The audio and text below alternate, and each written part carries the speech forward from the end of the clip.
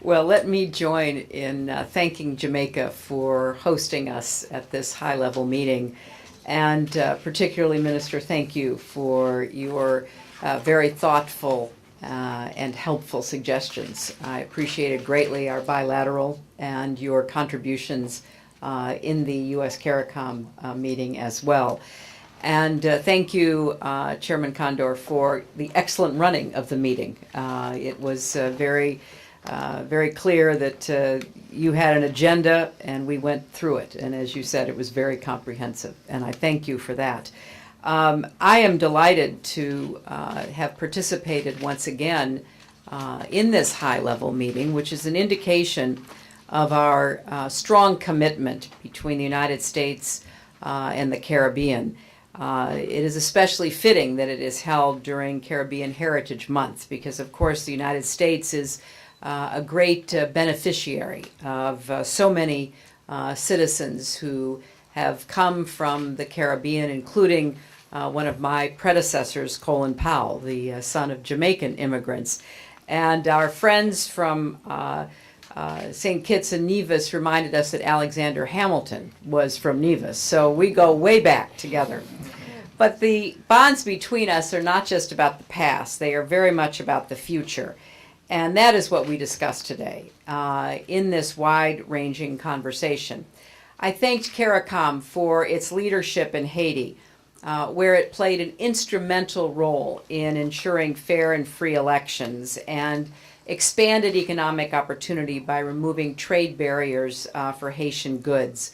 We reviewed our security cooperation during this past year through the Caribbean Basin Security Initiative, where we have stepped up joint efforts to crack down on corruption, illicit weapons, and narcotics traffickers, and to focus on the young people of the region who deserve the very best of opportunities, and we are committed to making that a priority. I announced at the conference that the United States is deepening our financial commitment to the Caribbean Basin Security Initiative with $77 million in funding for fiscal year 2011, which is an increase of more than 70% over the last fiscal year. This is just part of our broader regional security efforts, and we're pleased by the progress we're making, but we know we have much more to do. We discussed our joint efforts on climate change and renewable energy. We know that climate change is affecting every country on Earth, but it will have a disproportionate impact on small island nations like many of those that were at the U.S. CARICOM meeting today. In 2009, in order to spark new solutions for clean energy and climate change, President Obama launched the Energy and Climate Partnership of the Americas. It now consists of 40 different projects focused on everything from developing renewable energy sources to mitigating and adapting to the effects of climate change. Today I announced 2 additions to this partnership. First, the new Caribbean Climate Change Adaptation Initiative, which will connect the University of the West Indies with American universities to expand research on problems and solutions specific to the Caribbean. And second, I announced 6 countries, Antigua and Barbuda, Dominica, the Dominican Republic, Grenada, Jamaica, and St. Vincent and the Grenadines will receive grants to support pilot projects in efficient and renewable energy, geothermal, photovoltaic solar cells, and so much else. And finally, I was pleased to announce a new partnership that will enlist the Caribbean diaspora to contribute to long-term economic growth. We believe that the people of Caribbean descent can be a major asset for their countries of origins, and not just because of the money that is sent home in remittances, but they can put their talent and their energy and their entrepreneurial spirit to work as well. To tap this potential, the State Department recently launched the International Diaspora Engagement Alliance, that's IDEA, or IDEA, which is intended to bridge the gap between diaspora communities and entrepreneurs in their countries of origin. We want to promote trade, help start businesses, and develop other ways of spurring economic growth. We have chosen the Caribbean to be the first region in the world to demonstrate the impact of this alliance. We are launching the Caribbean Idea Marketplace, which will foster collaboration between local entrepreneurs and members of the Caribbean diaspora. And we hope that this marketplace, which will offer access to capital as well as technical assistance, will begin bearing results next year. I want to thank our partners in this exciting new venture, the Inter-American Development Bank, Digicel, and Scotiabank. They are helping us launch this new cooperative collaboration, and you'll be hearing more about it from some of the people who are making it happen. And I want to invite other businesses and not-for-profit organizations to participate.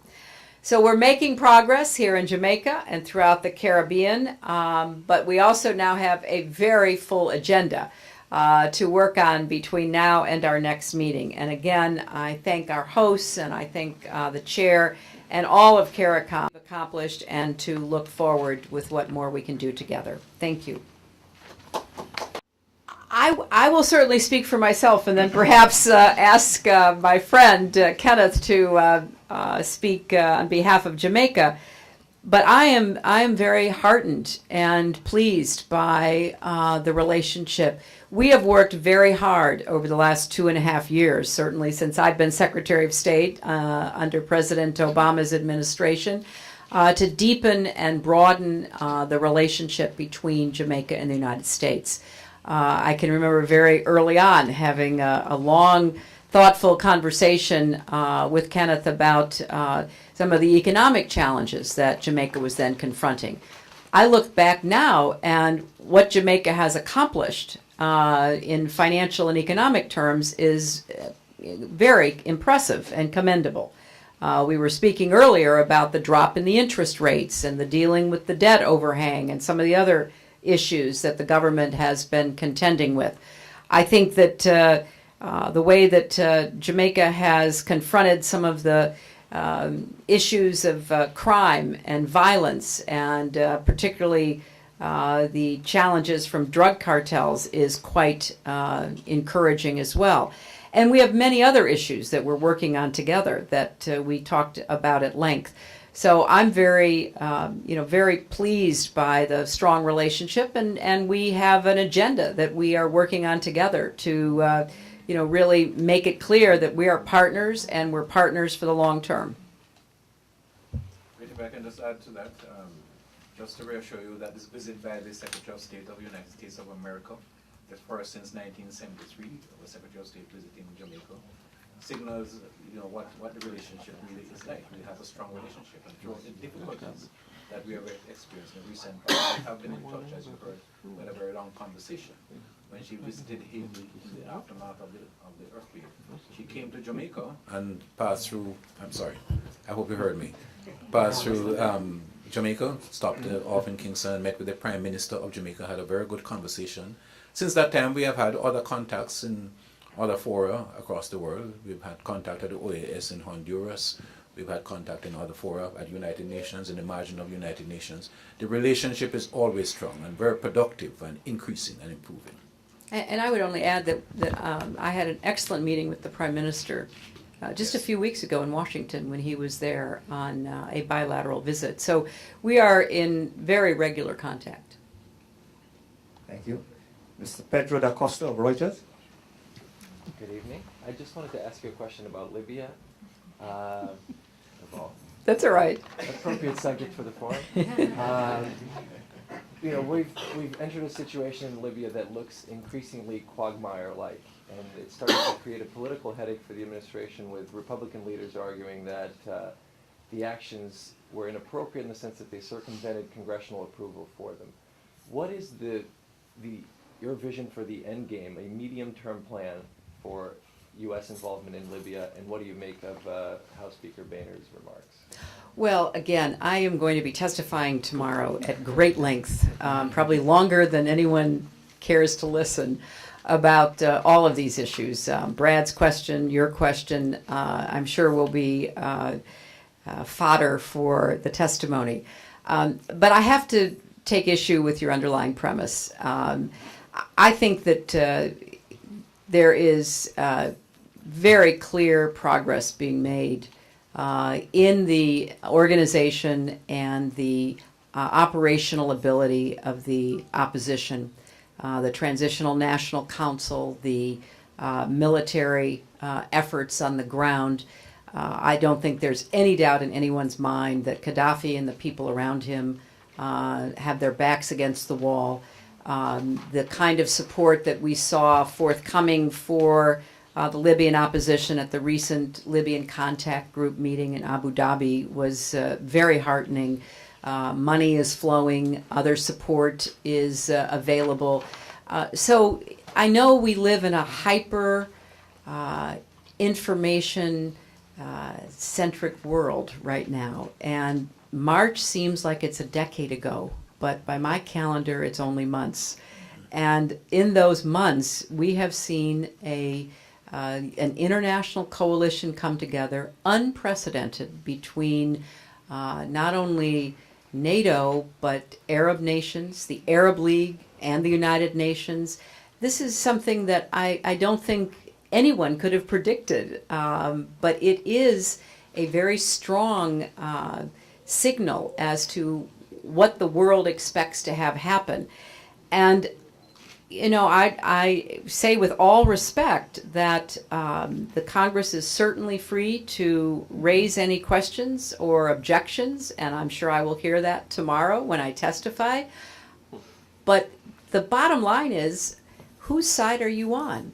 Are you on Gaddafi's side, or are you on the side of the aspirations of the Libyan people and the international coalition that has been created to support them?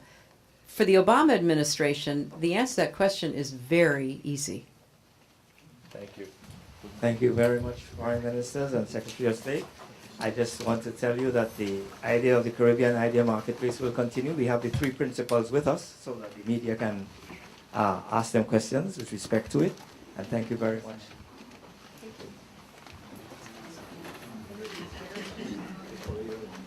Thank you. Thank you.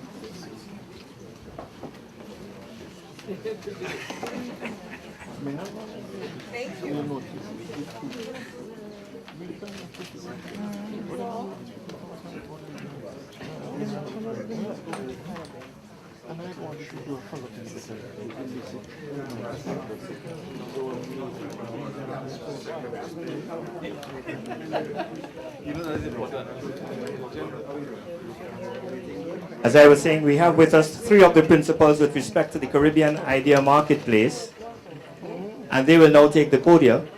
Dr. Richard Bernal of the Jerry Johnson of the Inter-American Development Bank, Colm Dells of Digicel, and Bruce Bowen